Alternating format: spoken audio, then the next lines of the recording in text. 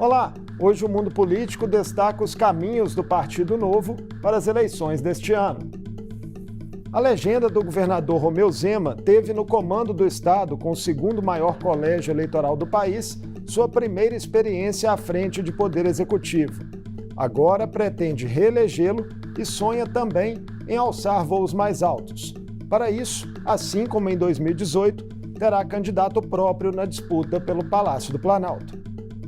Eu vou conversar com o cientista político e mestre em administração pública Felipe Dávila, pré-candidato à presidência da República pelo Novo. Bem-vindo ao Mundo Político, Felipe. Olá, Marco. Muito obrigado. Um grande prazer estar com você e com todos aqui do Mundo Político. Prazer é nosso em recebê-lo, candidato. O senhor tem uma trajetória, como cientista político, escritor e executivo do mercado editorial. Quando e por que decidiu se lançar nessa corrida eleitoral? Olha, eu decidi lançar pré-candidato, à presidência da República com o convite do Partido Novo, oficializado em outubro do ano passado, quando nós começamos a avaliar que é insustentável o Brasil ter mais um período de governos populistas. O populismo vem destruindo o Brasil. O legado do populismo é uma recessão de mais de 10 anos, recorde de desemprego, aumento da miséria, 20 milhões de pessoas na pobreza no Brasil, volta da inflação, portanto, um quadro dramático que acrescentamos ainda a instabilidade política, colocando em risco a própria democracia. Portanto, é uma eleição muito importante, eu considero a eleição mais importante desde a redemocratização, porque está em jogo não só a retomada do crescimento econômico, o descalabro social, como a própria democracia que nós conquistamos a duras penas por mais de 21 anos de luta contra o regime autoritário. Portanto, é uma eleição crucial que todos aqueles que defendem a democracia, prezam a liberdade, o Estado de Direito e se preocupam com a retomada do crescimento econômico precisam se engajar. Essa será a segunda eleição presidencial do Partido Novo. Na primeira, em 2018, o candidato foi o empresário João Amoedo, que terminou na quinta colocação com 2,5% dos votos válidos, em uma campanha de viés liberal. A plataforma de 2022 será basicamente a mesma ou vocês fizeram ajustes? Não, primeiro, sim, no viés liberal, na economia, na política, isso é a essência do Partido Novo, são os valores e princípios do Partido Novo. Mas, neste período, o Partido Novo amadureceu. Como você bem disse no início, elegeu o governador Romeu Zema em Minas Gerais, temos hoje 45 mandatários pelo Brasil, entre vereadores, deputados estaduais, deputados federais, e governador e prefeito. Portanto, o partido cresceu, amadureceu e virá mais forte nesta eleição, principalmente contando com uma vitrine tão importante de que o Partido Novo é capaz de fazer, como é o caso de Minas Gerais. Nós vamos participar dos debates presidenciais e isso certamente dará muito mais visibilidade ao programa liberal do Partido Novo. E como você sabe, Marco, o Brasil é hoje um país de centro-direita, portanto tem um espaço bem grande para o Novo crescer nesta eleição. A pandemia, pré-candidato, evidenciou a importância do Estado na vida das pessoas por meio do papel do SUS, de vacinas, gestão de saúde de forma geral. Qual é o tamanho do aparato estatal que o Novo considera ideal? É possível falar em Estado mínimo no Brasil, tendo ainda índices de desigualdade alarmantes?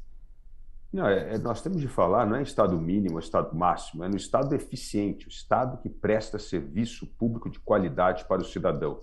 E nós estamos longe desse modelo no Brasil. Aliás, um modelo desastroso, só pegar os índices de educação, segurança, saúde pelo Brasil afora, é um verdadeiro desastre. E agora a questão ambiental, para engrossar, o tamanho do desmatamento no Brasil, que é outro crime contra um ativo tão importante do país. Portanto, esse é um Estado que não funciona, não presta serviço de qualidade às pessoas e nós precisamos rever. E rever o funcionamento do Estado não só é criar indicadores de avaliação de desempenho dos programas públicos, como também buscar mais parceria com o setor privado. Nós vimos na pandemia, sim, a importância do SUS, mas o SUS só funciona por causa das OSs. E essas organizações sociais são organizações, sim, governadas pelos princípios da iniciativa privada. Portanto, quanto mais nós somarmos esforços entre a iniciativa privada e o Estado, melhor para o país, porque nós vamos poder cobrar resultado do Estado, nós poderemos avaliar programas públicos e, melhor do que isso, envolvendo o cidadão na participação do mundo público, criamos uma conscientização maior da importância do papel do cidadão, esse espírito que eu chamo de cidadania participativa, que é crucial para manter uma democracia estável e oxigenada por ideias não só de respeito ao mundo público, como a liberdade. Em uma recente entrevista, o senhor defendeu o que chamou de fim do monopólio da CLT. A reforma trabalhista de 2017, apesar de ter gerado, de fato, redução de processos, ela não entregou a geração de empregos prometida e, para muitos, precarizou relações. Como o tema seria encarado em um eventual governo do Novo, diante aí de 12 milhões de desempregados, que ainda é o número vigente no Brasil? Não, primeiro, é muito importante que houve um avanço nessa reforma trabalhista, que é diminuir a judicialização das questões trabalhistas, que é um dos maiores itens do famoso custo Brasil. Não é possível que um Brasil tinha 44 milhões de processos trabalhistas no mundo, quando o segundo colocado não tem nem 1.000 processos trabalhistas. Então, é uma diferença gigantesca, que cria um passivo para as empresas, para o investidor e, portanto, não formaliza o trabalho de mais de 70 milhões de brasileiros que vivem na economia informal. O que nós queremos fazer é justamente flexibilizar a legislação trabalhista, como foi aprovada na última reforma, ou seja, o negociado é mais importante que o legislado, justamente para formalizar o trabalho no Brasil. Nós não podemos achar que temos uma boa legislação trabalhista quando mais da metade da força de trabalho está na informalidade. Portanto, a formalização do trabalho é um direito do trabalhador brasileiro que não será conquistado com a CLT apenas, porque a CLT é uma legislação importante, mas completamente antiga. Antiga numa época em que a relação de trabalho com o capital era completamente diferente do mundo de hoje. Portanto, temos sim de aproveitar a reforma trabalhista, a ampliar os contratos entre trabalhador e empregador para poder formalizar o trabalho para todos os brasileiros. E formalizar o trabalho significa assegurar os direitos garantidos pela Constituição no seu artigo 7 a todos os trabalhadores brasileiros. Como isso seria feito, essa formalização? Seria feito por flexibilização nas regras de trabalho e não ter apenas a CLT como a única legislação capaz de formalizar as relações trabalhistas. Aliás, a CLT já não é mais utilizada para regulamentar tantas relações trabalhistas, porque o que você tem hoje é a criação de pequenas empresas justamente para criar uma pessoa jurídica para passar por cima da CLT. Então, nós temos de criar um meio termo em relação a isso, ter contratos de trabalho sem precisar do que chamamos de pejotização do processo trabalhista. E esses acordos do negociado sobre o legislado é que vai começar a vigorar de acordo com a especificidade de cada atuação, de cada negócio. Certamente temos de ter regras mantendo os direitos dos trabalhadores, mas aumentando a formalização das relações de trabalho. Candidato, o senhor atuou em 2018 como coordenador do programa de governo de Geraldo Alckmin para a presidência da República. Como essa experiência influenciou na sua futura adesão ao Partido Novo, se o senhor se decepcionou em alguma medida com o PSDB? Não, a campanha de 2018 de Geraldo Alckmin justamente era uma campanha para vencer o populismo de Jair Bolsonaro e do PT. Infelizmente, perdemos aquela eleição, mas se você analisar o programa de governo de Geraldo Alckmin naquela época, é sim um programa visando as reformas estruturantes do Estado, avançando com as reformas modernizadoras do Estado brasileiro, aumentando a competição de mercado, privatizando empresas e abrindo o mercado. Então, portanto, existem ali sim muitas similaridades com o programa do Partido Novo. O problema é que Geraldo Alckmin deixou o PSDB e abandonou essas propostas ao aderir à pré-candidatura do ex-presidente Lula. Esse sim tem uma agenda antiquada, voltada para um Estado atrasado, que deixou como legado o que foi o resultado final do governo Dilma: 13 milhões de desempregados e a maior recessão econômica da história do Brasil, A partir da convivência que vocês tiveram, esse gesto, Geraldo Alckmin, de se associar a Lula, lhe surpreendeu? Me surpreendeu e me entristeceu mais do que tudo, porque a vida inteira Geraldo Alckmin esteve na trincheira, na luta das reformas liberalizantes do país, das reformas constitucionais, do combate à corrupção, e ao se aliar ao ex-presidente Lula, ele avaliza um governo conhecido pelos seus atos de corrupção, por sabotar todas as reformas estruturantes do Estado brasileiro e por ser responsável pela maior recessão econômica e pelo recorde de desemprego da história do Brasil. Em uma eleição com um ex e um atual presidente da República na disputa, candidato Luiz Felipe, as pesquisas têm revelado até aqui muita dificuldade para outras pré-candidaturas se tornarem competitivas. O Novo chegou a cogitar algum tipo de articulação com outras legendas como MDB, União Brasil, PSDB, Cidadania, que aí integram o chamado grupo da terceira via? Caminhar sozinho é viável nesse quadro? O Novo sempre buscou o diálogo em torno de um projeto de país. Qual é o projeto para fazer o Brasil voltar a crescer, a gerar renda, emprego, atrair investimento privado? Porque se o Brasil não voltar a crescer, Marco, não tem a menor chance de combatermos os problemas sociais, de gerarmos emprego e renda para o brasileiro. Não tem como, com uma economia que cresce 1% ou zero, como é o caso de agora, não tem a menor chance do Brasil voltar a crescer. Portanto, nós temos de ter um projeto de país voltado para responder esta pergunta que o eleitor demanda a resposta: como vamos voltar a crescer, a gerar renda e emprego?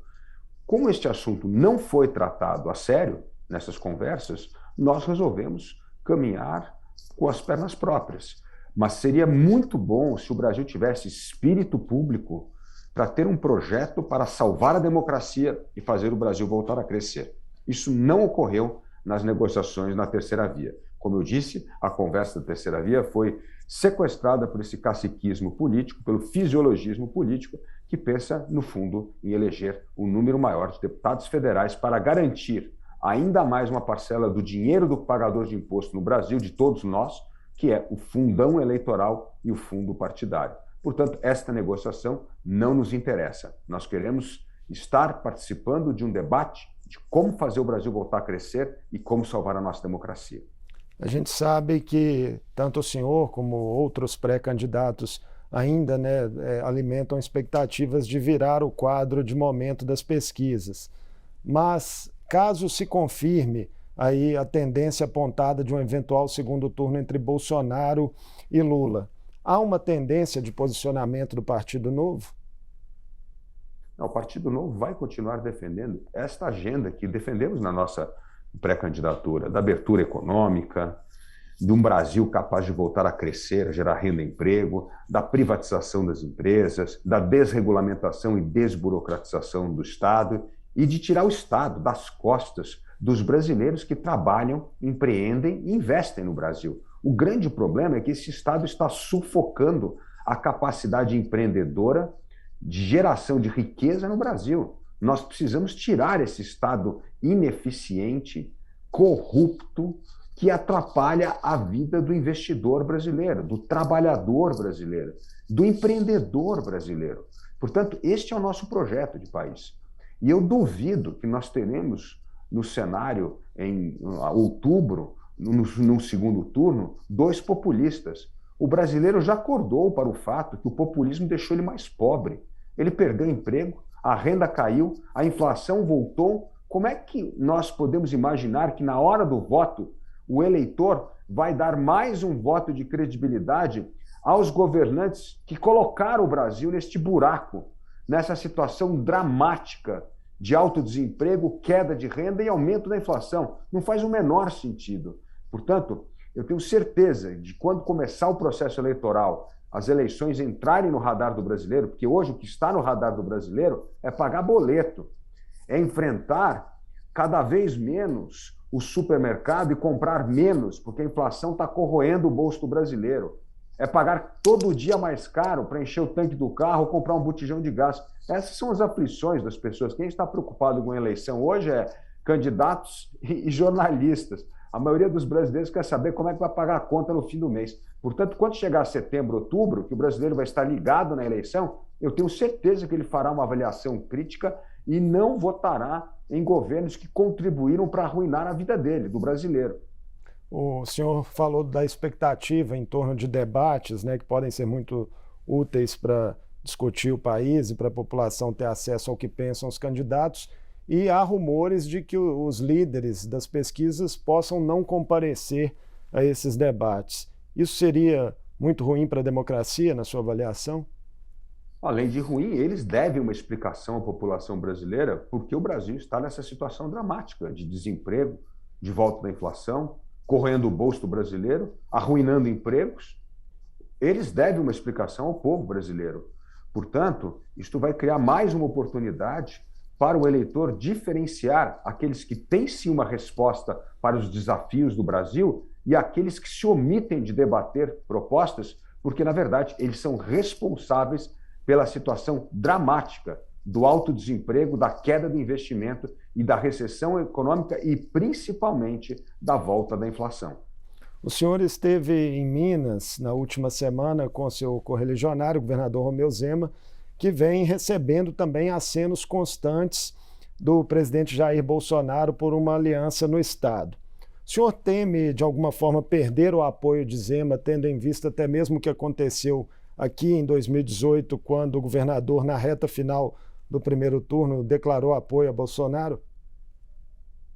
Olha, primeiramente, Marco, o governador Zema é um dos melhores quadros do Partido Novo. Minas Gerais é a vitrine do Partido Novo, o que é possível o Partido Novo fazer ao chegar ao poder. Sanear as contas públicas, atrair mais de 280 bilhões de reais em investimento, enquanto o governo passado não conseguiu atrair sequer 30 bilhões de reais em investimento, melhorar a segurança pública, melhorar a educação. É isso que o Brasil quer. Portanto, essa história de tanto Lula quanto Bolsonaro cortejarem Zema é o reconhecimento melhor para um partido e para um candidato. É o reconhecimento de que o Partido Novo fez um excelente trabalho em Minas Gerais, é um reconhecimento da administração Zema. Portanto, é isso que nós queremos multiplicar no Brasil. Queremos multiplicar o exemplo de Minas Gerais para o restante do Brasil. Portanto, e outra coisa que diferencia muito o Partido Novo dos demais partidos, eu acredito na palavra do governador Zema, que sempre disse que apoiará o meu nome à presidência da República, que caminhará comigo, e como caminhou, como já comecei a caminhar com ele nas agendas, e caminharei durante a campanha presidencial. Porque o Novo é o único partido que tem respostas claras, objetivas e diretas para os desafios do Brasil. Você viu recentemente uma pergunta que fizeram sobre privatização da Petrobras, todo mundo se esquivando. Não, talvez, vamos analisar, não. O único que foi direto ao ponto foi o Partido Novo. Nós vamos privatizar, sim, a Petrobras. Esse cabide de escândalos de corrupção, de manipulação política, de monopólio do preço do petróleo, que faz o brasileiro pagar uma das gasolinas mais caras na bomba e um dos botijões de gás mais caros no mercado. Por quê? Porque isso é monopólio. Nós precisamos aumentar a concorrência. O brasileiro sabe que quanto mais concorrência, mais o preço cai, melhora as ofertas e melhora a condição dele comprar produtos de melhor qualidade por um menor preço. Felipe, você citou as privatizações e elas eram de fato uma bandeira do governador Romeu Zema, né, em sua campanha em 2018, mas ao longo desse primeiro mandato dele, ele não conseguiu fazer essa pauta avançar aqui em Minas. É um tema tradicionalmente complicado dentro da cultura política brasileira, ainda que desperta muitas polêmicas e resistências? O governador Zema elegeu apenas 2 parlamentares, né, na Assembleia Legislativa. Portanto, é muito difícil, com 2 parlamentares, conseguir angariar o apoio político necessário para avançar com as questões da privatização.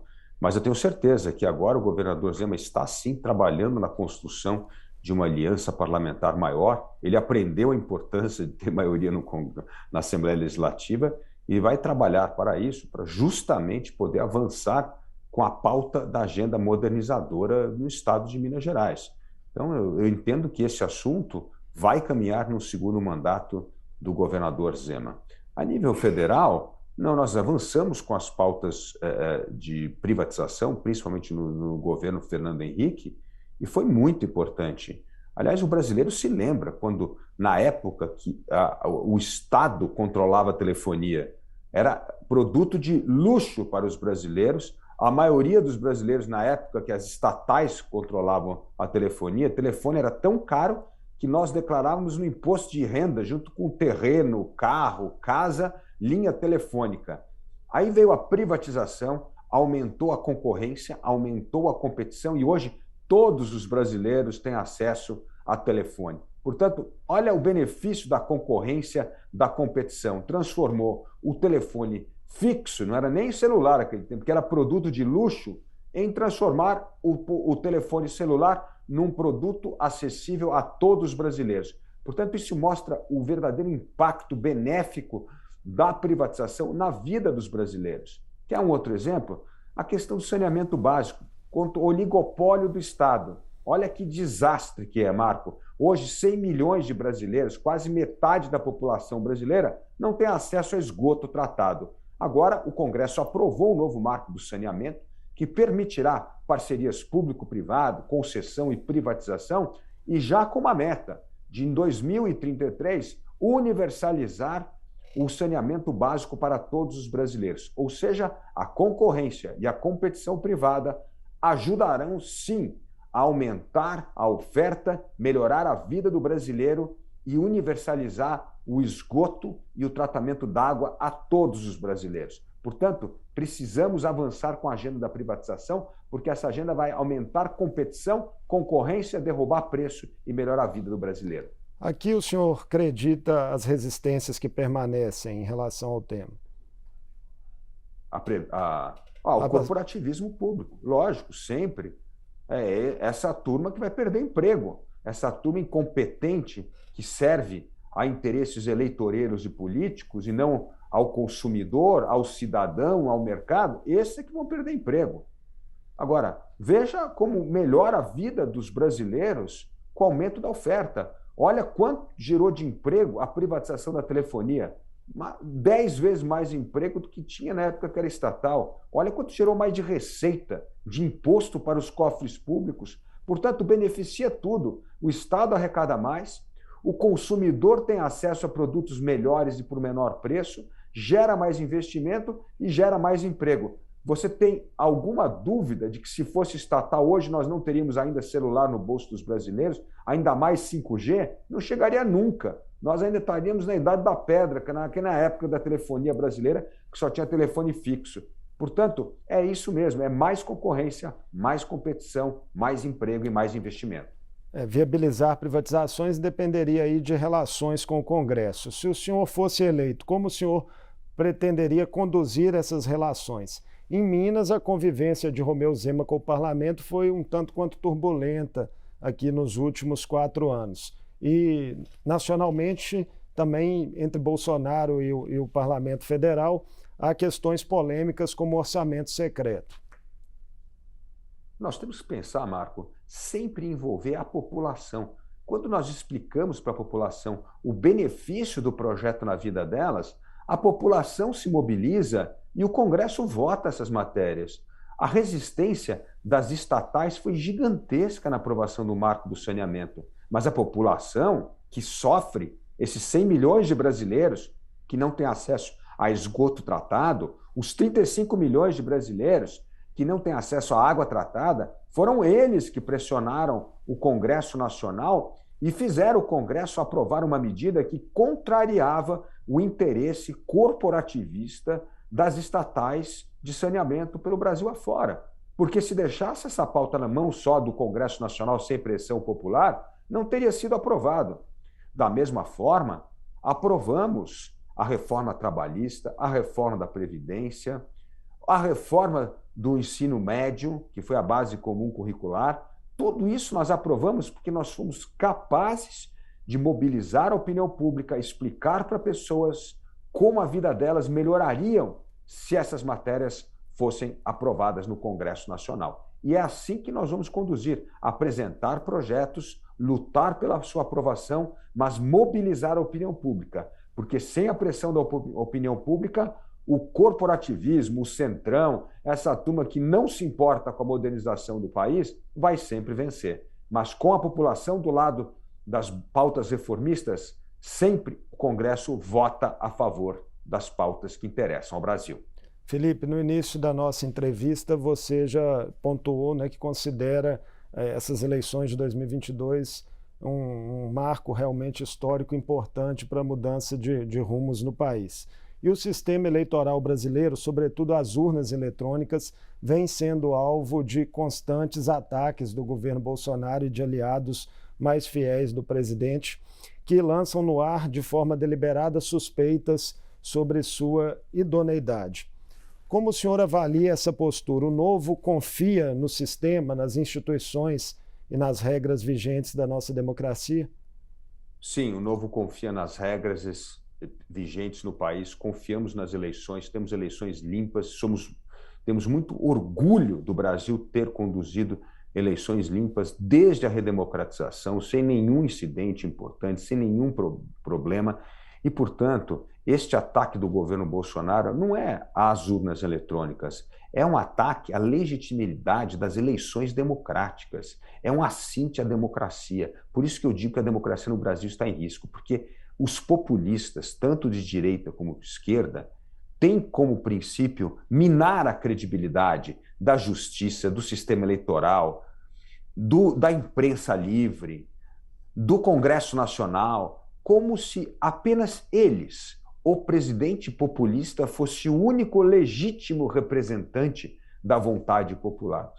Esta é a farsa desses populistas que querem destruir a democracia no Brasil. A democracia está em risco porque o populismo vem avançando sobre o Estado de Direito, vem avançando sobre as liberdades individuais e vem avançando no combate à credibilidade das instituições democráticas. Portanto, temos sim de expulsar estes populistas do poder por meio do voto democrático, por meio de eleições limpas e por meio da vontade popular. É assim que o Brasil vai retomar a trilha do crescimento econômico, da retomada do investimento, da retomada da confiança e da esperança no país e, principalmente, da retomada da credibilidade da democracia brasileira. O cientista político Felipe Dávila, então, considera que há um risco concreto de ruptura institucional. O Brasil enfrenta isso nesse momento. Mas não há a menor dúvida, Marco. Só o auto-engano nos faz enxergar que a democracia no Brasil está a mil maravilhas. Aliás, nós temos, inclusive, o presidente Lula dizendo que vai censurar a imprensa. É tudo populista. Populistas não querem ver a democracia funcionar, porque a democracia denuncia os roubos, a corrupção, a incompetência administrativa dos governos, sejam eles populistas ou não. E isso incomoda os populistas que criam esta áurea de ser o único legítimo representante da vontade popular. E não são. Representantes são todos nós que temos votos, seja o Congresso Nacional, Assembleia Legislativa, Câmara de Vereador, todos são representantes da vontade popular. Portanto, não existe um único representante da vontade popular. E nós temos de manter as instituições democráticas funcionando para salvar o Estado de Direito, a confiança no Brasil e a esperança no nosso país. Felipe, foi um prazer recebê-lo aqui no Mundo Político. Muito obrigado por sua participação e boa sorte na campanha presidencial.